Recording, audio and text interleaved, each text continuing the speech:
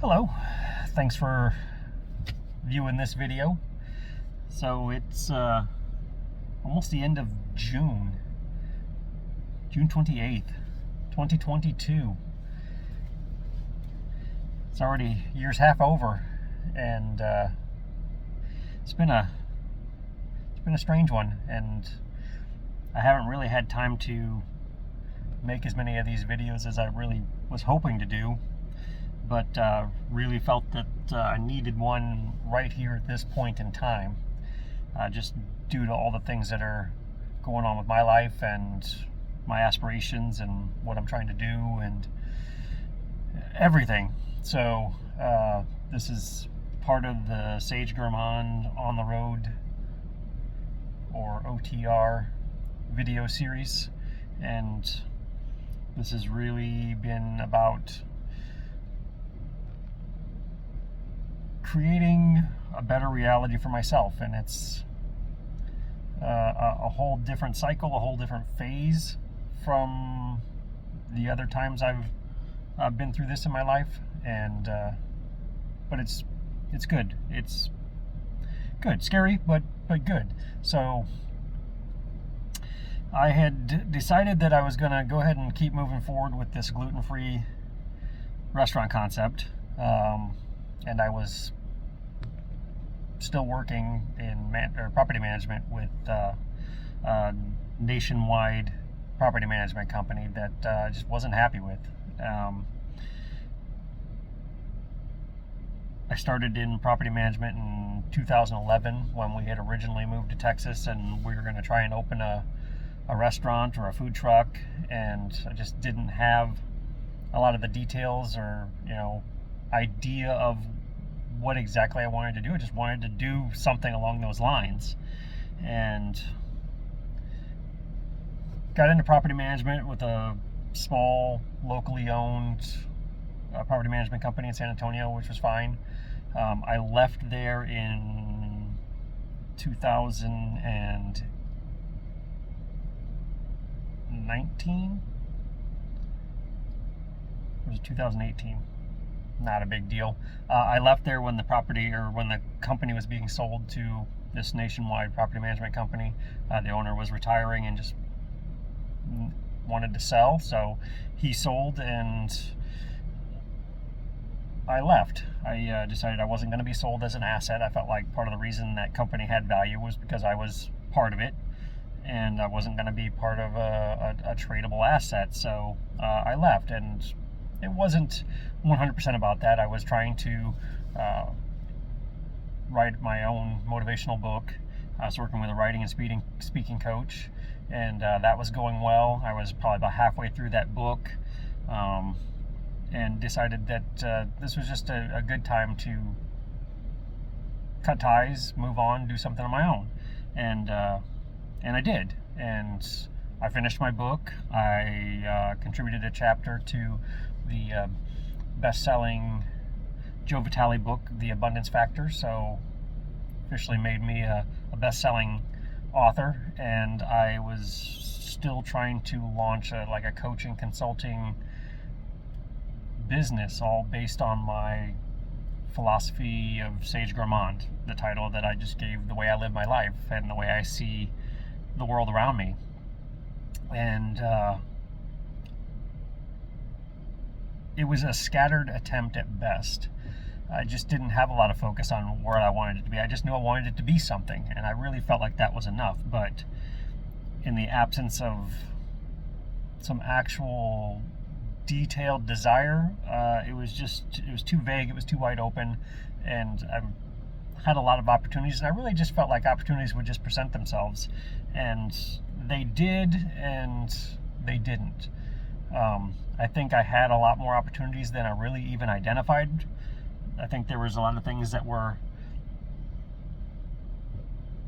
potentially could have taken me where I wanted to go, but I just either was overlooked those situations, or was too scared to pursue them, or too scared to ask.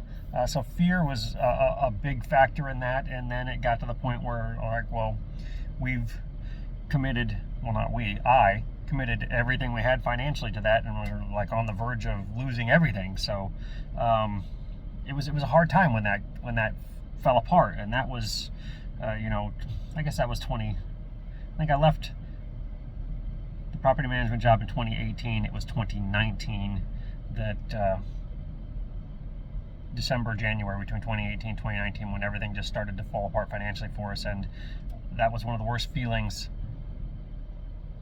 I've ever had in my life. Was the hardest situation I've ever had to go through. It caused a tremendous amount of stress with between myself and my wife, and it was difficult. It was one, I just felt like nobody was interested in what I was trying to do or sell or say, and that lack of enthusiasm, that lack of an audience, and just dismissal by everybody it crushed me. I really didn't know what to do after that, and basically decided I'm just going to fall back on the whole Sage Groban philosophy, and that is try to make the most of every day, and using meal times as that focus point. Religious people go to church on Sundays. Other religions have specified, prayer times where they focus on one specific thing, and that is prayer. And I don't necessarily believe in prayer. In a sense, I do. I mean, I believe that you get what you ask for. You create your own reality, and I don't believe in God the same way other people do. So religion and prayer don't really, those words to me take a good idea, but they take it to a bad area. So, and I'm not here right now to discuss theology or philosophy, but a good portion of what I do and the motivating factors behind it are philosophically driven. I am driven by my own personal philosophy. Sage Groban is that philosophy.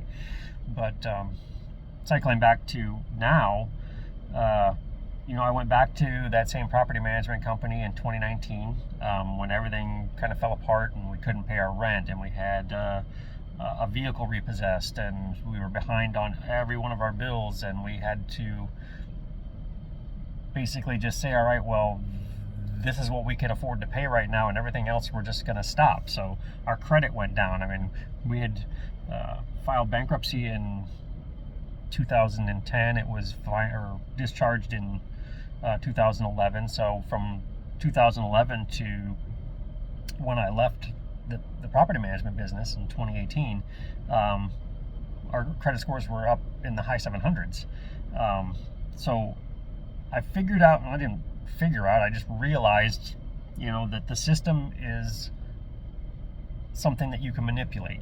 The credit score system, if you understand how it works, you can manipulate that and get what you want to get. And I was able to do that. We had a ton of credit available. We had high credit scores. We had pretty much everything we wanted out of life, except for a business. I wanted to be self-employed, and always have been. I started my first business when I was 19, and that was right after I had been laid off from a company that relocated out of the area where I was living at the time. And I remember being 19 and angry and can't believe that they just packed up and left with no warning. It was like a 2-week warning. Hey, we're closing and relocating to another state. In 2 weeks, none of you have jobs. And it was difficult. And it was, when that ended, I was like, I will never work for somebody else again. I was wrong. I did. And I've had a lot of jobs since I was 19, and I'm now 50. And most of that was in the hospitality industry, and then a long stretch in property management. But I've always been driven to be my own boss, to do things my way, and I just have never been able to get that to that point. And now I'm here. And my history has got me just a little bit scared, because I did the exact same thing I did last time. I just quit my job. So it's 2022. Was May 2nd. I quit. I was just like, you know what, this isn't for me. They were starting to. Well, one of the biggest reasons I didn't want to work with that corporate company is because I've worked with big corporate chains before, and they're bullshit. I mean, they really are. They're just. If I could abolish them with a fucking snap of my fingers, I would. But that's not the way this reality is set up. So I went back, and it was still being run kind of the same way that it was when it was a small company, which was fine with me. And but it had gotten to the point where everything was becoming more corporate, and it was metrics for this and metrics for that, and everybody was managing metrics and not managing a business or doing the things that you need to do to be successful in a business. It was just all about counting and recounting and calculating and recalculating and tracking, and it's bullshit. And that company, seriously, one of the worst ones I've ever worked for. I can't tell you the amount of relief I had after years of hatred for that, because I went back in 2019, so just shy of 3 years. July 15th, 2019 is when I went back, and I quit May 2nd of 2022. And what was supposed to be a temporary get back on my feet job ended up to be an almost 3-year dismal nightmare almost. I mean, I hated it, and I had to figure out a way using the whole Sage Germain philosophy to be able to alter my perceptions of what I was doing and to get by. I mean, I had to find hacks in my own mind, in my own approach to things, in my own view of reality in that job to be able to make it through. And it got me much longer than I thought that I had the capacity to get. And I finally hit my breaking point, and it's like, you know what, I've been talking about doing this gluten-free restaurant concept.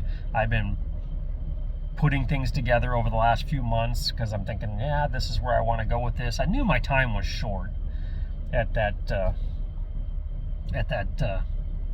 company, but I just ideally would have liked to put some more money aside, made some more arrangements, and before I just finally was done.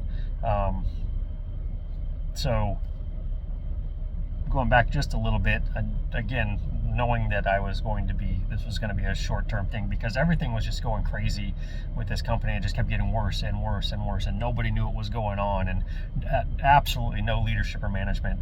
And the people that they had in those positions nationwide, from what I could tell from the ones that I met, none of them were qualified to have the positions that they had. No, supervisory background on that scale with that many offices and people below them, and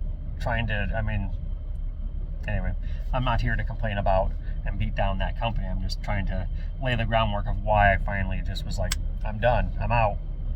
And why I decided to do that before I was financially set to be able to pursue this other endeavor. But last year in the summer, we were still traveling. We were still remote and going around the country. And I knew then, and I hit a wall back then. I was like, you know what, I got a pre-qualification for a personal loan, which I was like, all right, well, so our credit's rebounded a little bit, and I'm gonna take this, and I think I'm gonna leave. And then I was able to kind of readjust myself and get back into it, and bought myself a little bit more time. But we had that money, and we did a few things with it, and one of which was my 50th birthday cruise that we did in October, which was fantastic, one of the best things I've ever done. And we made a move down here to the coast, so we're in Rockport, and we got an apartment and decided we were going to stay here for a while. And that's when I started looking at maybe doing this gluten-free restaurant concept here locally. I like the area. There's a natural energy and essence in this location that is very conducive to my harmony, my vibe, and I like it. So I was like, this is probably the best place for me to do this. It's not a foodie's mecca, but it is, there's people here that eat, and it's a touristy place, so there's a lot of travelers coming and going. But I decided this is what I was gonna do. So I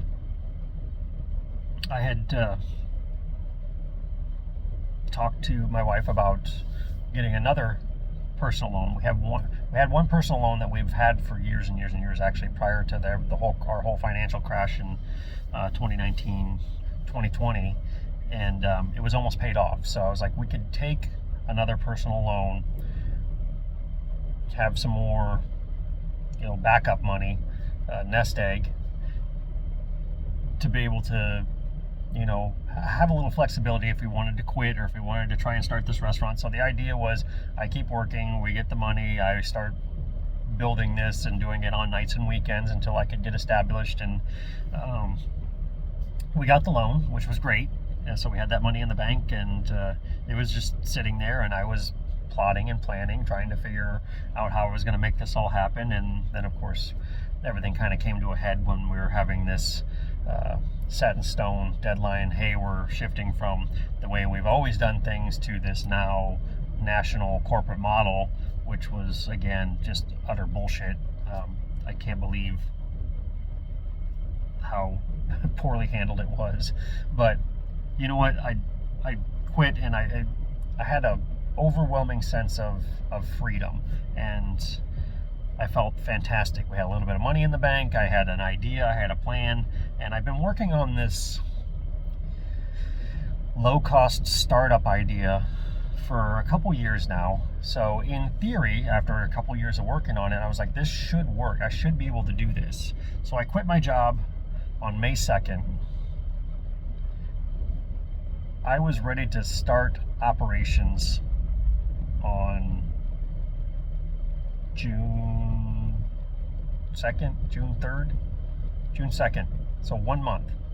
I went from working a job that I hated with just a little bit of money in the bank to not working, no income, and trying to do this startup, and was able to get everything set up. I got every bit of equipment that I needed to get set up. I mean, this is you want to talk about a lean startup. This was, you couldn't get by any cheaper than what I did. And I don't mean that in a bad way. I just mean I had a very limited amount of money, and I knew what I needed to do what I wanted to do, and I was able to do it in 30 days. I got everything that I needed to get up and be operational. I was registered, had a DBA registered with the county. I had a health inspection and got my health certificate. I have liability insurance for a year. I created a website, built it myself on GoDaddy, which, I mean, there's templates on there. It's not as difficult as it sounds. It's actually pretty easy. I had business cards. I had signs made. I had everything to start with doing just a pop-up, which is a legitimate way for restaurants to start if they don't have the money to do it.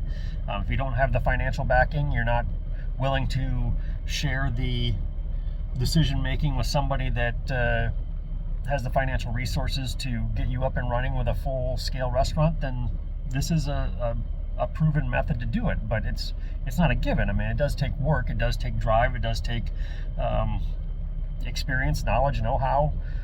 And so 1 month I was set up. We had our first pop-up exactly 1 month from the day I quit my job, and we still had a little bit of money in reserve, and it went well.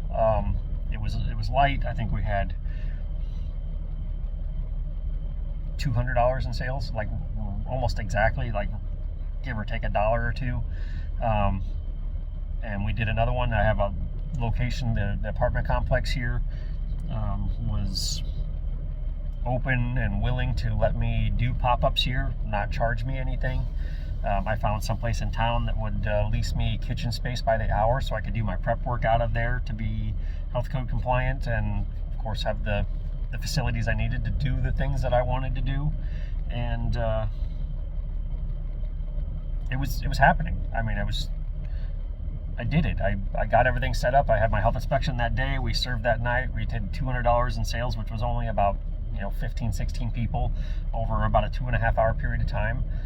But when it was all said and done, I went to bed that night. I was absolutely exhausted and I was crushed. And I don't even know why. I felt mentally and physically beat down, and I was like, what did I do to myself? What did I get myself into? I cannot do this. I do not want to do this. And that's how I went to bed that night. And I did not sleep. I had been on my feet for 2 days straight, 13-hour days, getting stuff ready for the 2 events, all the stress of putting something together that's never existed and having it work. Taking all the components, identifying those components over the last month and getting everything I needed in theory, and then finding a location, setting up a location and being like, boom, here, it's done. Here's all the pieces, and then putting them together so that they actually function. I mean, it was something. It was exhausting. I was like, you know what? I need to recoup. I need to relax and just give myself a few days to figure this out. And I did, and I was like, you know what? This is what I want to do.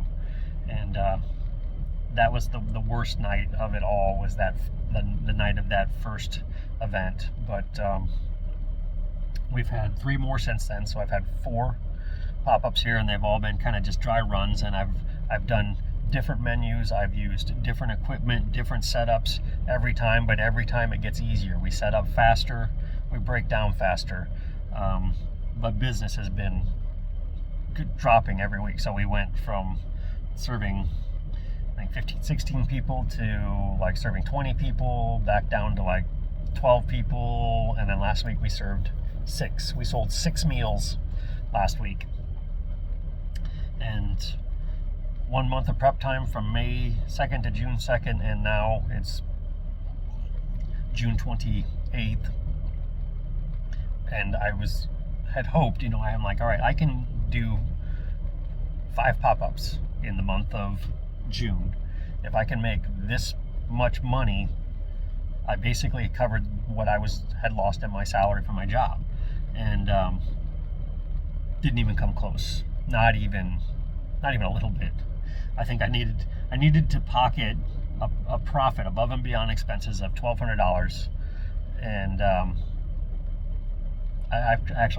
we've lost money every week because I don't know how many people are coming, so I have to prep to a certain amount because I need to try and capitalize on whatever we get. So I need to make sure that I have enough product to have enough sales if the sales are there to try and make more money. So that requires a certain amount of items prepped up and ready to go.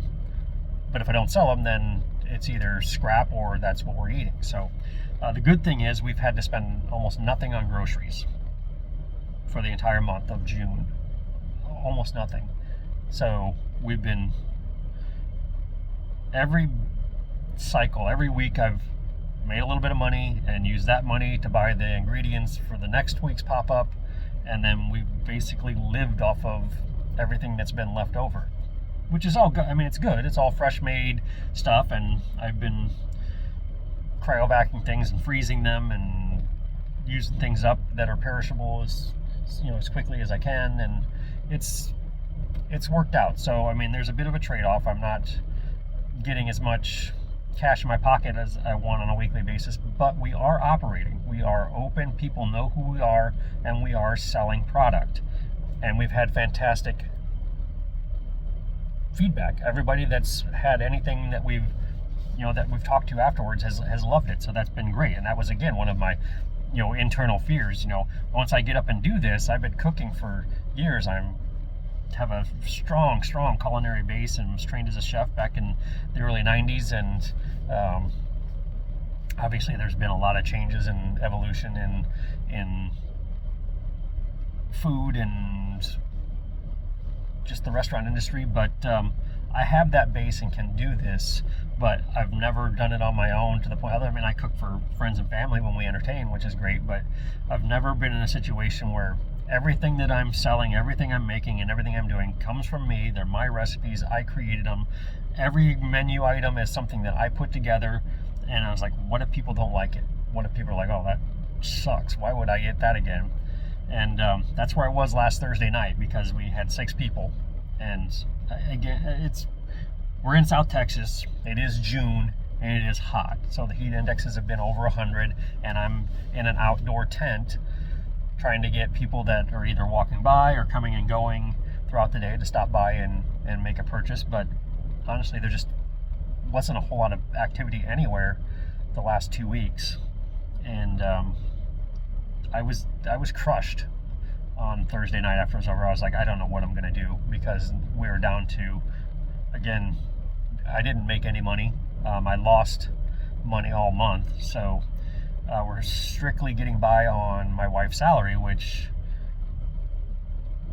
the numbers are feasible. There is enough coming in to cover all of our bills, but I mean, just barely. And that leaves no money for incidentals. That leaves no money for emergencies.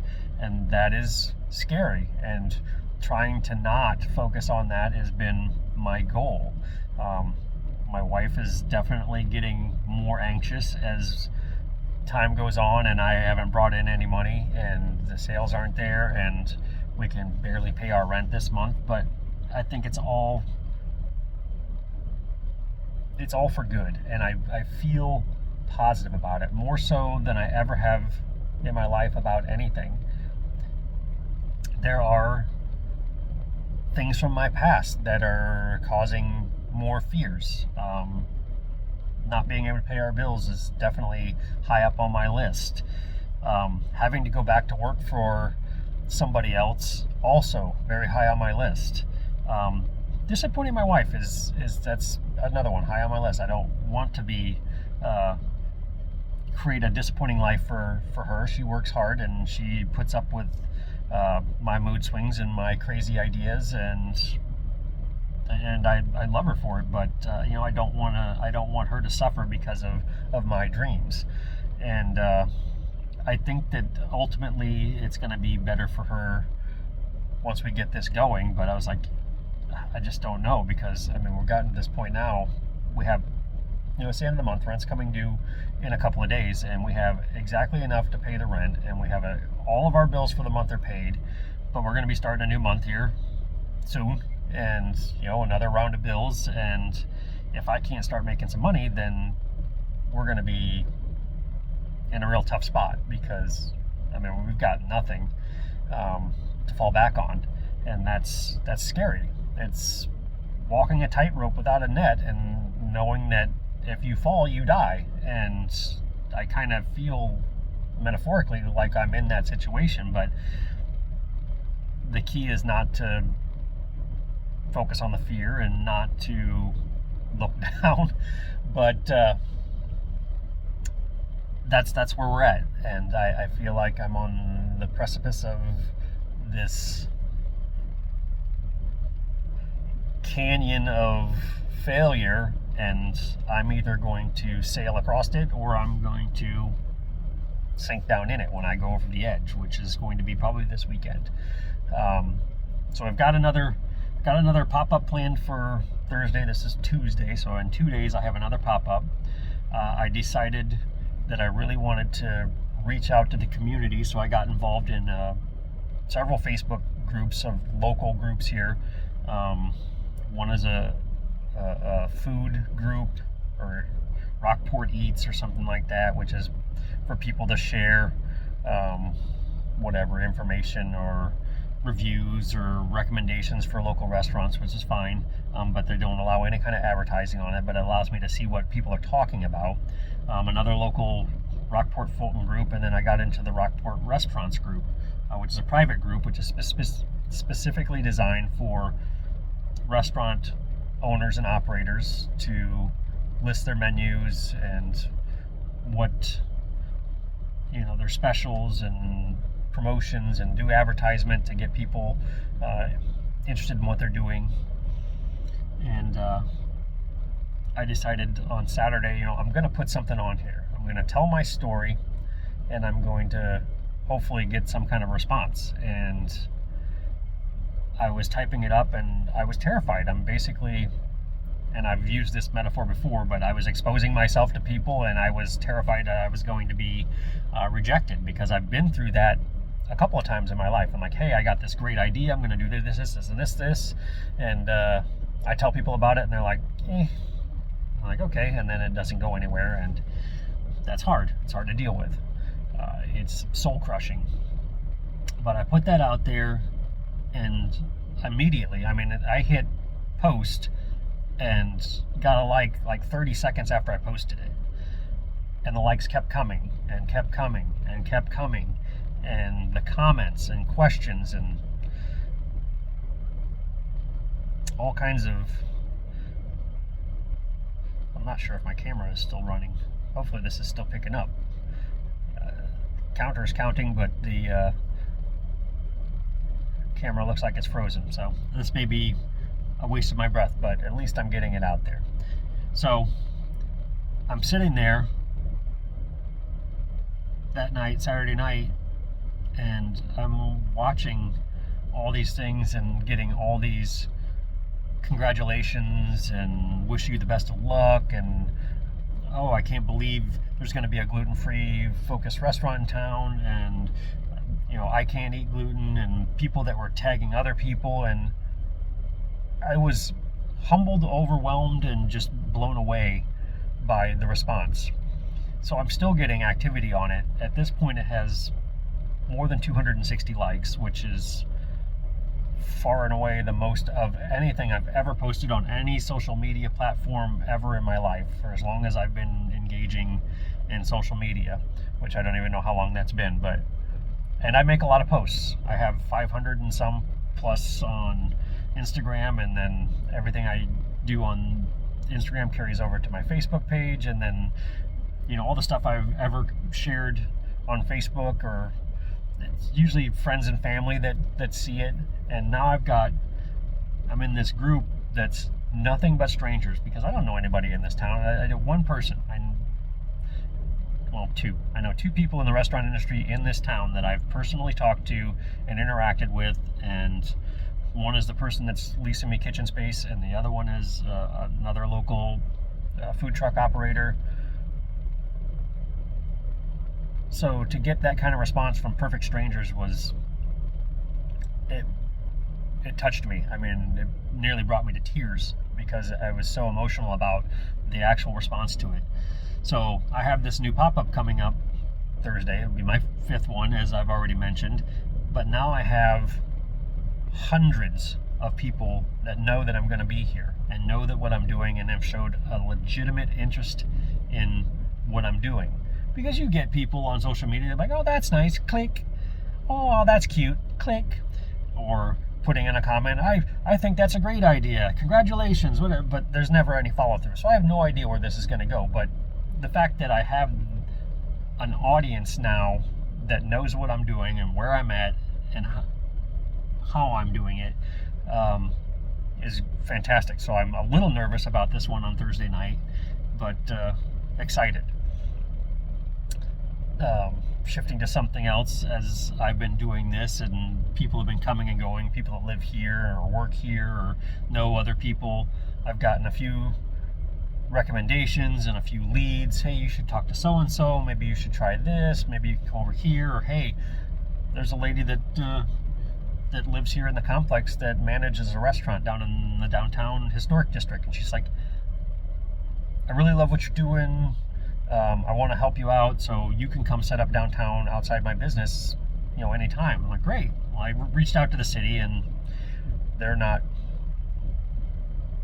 keen on that, I guess. There was a lot of rules that they said that I would be violating if I was to do that, but everybody I've talked to in the downtown area says they've never heard that those rules were ever enforced. So it's like, just come down and do it anyway. But I was like, I want to do this the right way, and I definitely don't want to spend money to do an event and all the time it takes to haul everything over there, set everything up, just to be told, I'm sorry, you can't stay here. And that would be bad. So I want to make sure that I'm thorough and making, understanding what the rules, the regulations, the ordinances, requirements, everything like that. So I'm clean. I'm legit. So that was a little disappointing, and I was considering doing it anyway. But somebody talked to somebody that talked to somebody else, and there's a local winery and brewery that's in town that happened to be looking for somebody to do food outside of their business, which was exactly what I was hoping to do. And I went and met with them yesterday, and I really liked them, and I really liked the location, and I really like the concept. I mean, I'm always down for drinking and having a good time, especially with new beers and new wines to try. Of course, I can't drink the beer anymore because of the gluten issue, but I really like it, and I think it's going to be this launching pad for me, and I think it's going to roll into something that's going to be a permanent temporary location for me until I can get a food truck. And I've been kicking that back and forth. Do I want to do a food truck? Do I want a freestanding restaurant? And I think I really like that idea, the mobile freedom of the food truck. I think it really fits my personality. I've really enjoyed doing these pop-ups and doing something different every week. Every week it's a different menu. And then in the back of my mind, of course, I'm like, all right, what if I run out of ideas? Or what if I have one coming up and I can't think of a menu? And, so it's keeping all those fears in check and keeping my focus on what I'm trying to do and not what I'm afraid could happen. But I think more than anything, it's that sense of inner peace that I have that this is all going to work out. So I'm sitting in this situation right now, today, knowing that if I don't start making money this week, I'm going to have to do something else to have revenue coming in. And if I do that, that could crush everything that I'm attempting to do now. So it's scary. I'm in a kind of a really, I don't want to say uncomfortable, but I'm just in a very unknown position right now, and I don't know where it's going to go or what's going to happen. But I think that's part of the